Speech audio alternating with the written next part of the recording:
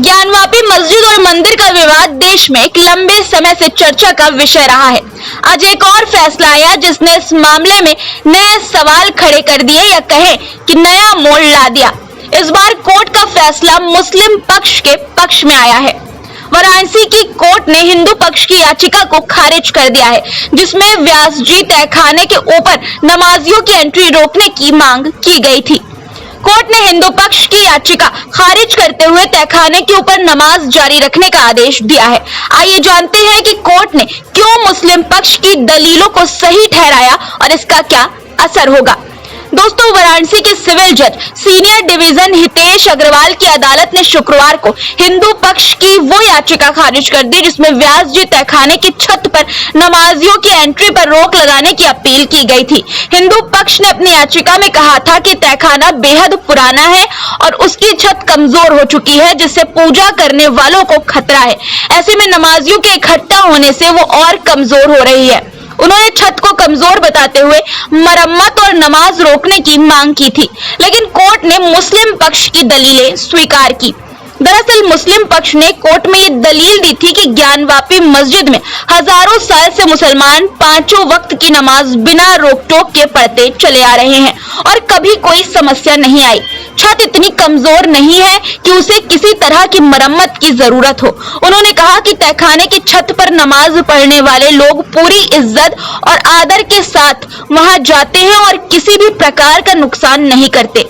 ज्ञानवापी में क्षमता के अनुसार जितने नमाजी आ सकते हैं उतने ही लोग नमाज पढ़ते हैं। अंजुमन इस्लामिया मसाजिद कमेटी के लोग या आम नमाजी तहखाने की छत पर कतई इधर उधर बिना वजह घूमते नहीं हैं। जूते या स्लीपर आदि पहनकर तहखाने की छत पर या मस्जिद या उसके आसपास नहीं टहलते हैं।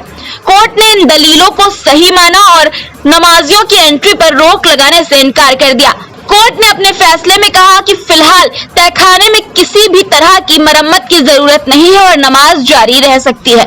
साथ ही पूजा पाठ भी तहखाने में वैसे ही चलता रहेगा जैसे पहले हो रहा था। कोर्ट के इस फैसले से दोनों पक्षों के लिए एक संतुलन बनाने की कोशिश की गई है। इस फैसले से एक महत्वपूर्ण संदेश ये भी निकलता है कि हमारे देश में धार्मिक सहिष्णुता और सौहार्द को बरकरार रखा जाना चाहिए।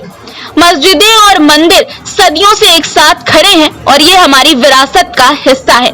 लेकिन दोस्तों, हिंदू पक्ष ने संकेत दिया है कि वे इस फैसले को जिला अदालत में चुनौती देंगे और इस छत की मरम्मत की मांग फिर से उठाएंगे। वहीं मुस्लिम पक्ष इस फैसले से संतुष्ट नजर आ रहा है क्योंकि उसके लिए ये एक धार्मिक अधिकार की बात है। अब सवाल यह है कि क्या कुछ नफरती और विवादित लोग इस फैसले से कुछ सीखेंगे और धार्मिक स्थलों को विवाद का नहीं बल्कि शांति और सद्भाव का प्रतीक बनाएंगे। क्योंकि एक तरफ जहां कुछ धार्मिक स्थलों को विवादित बना दिया गया है, जिसमें से ज्ञानवापी भी एक है दोस्तों, लेकिन ऐसे विवाद के बावजूद भी हमारे देश में कई ऐसे उदाहरण हैं जहां मस्जिद और मंदिर वर्षों से एक साथ खड़े हैं और दोनों धर्मों के लोग एक दूसरे का सम्मान करते हैं।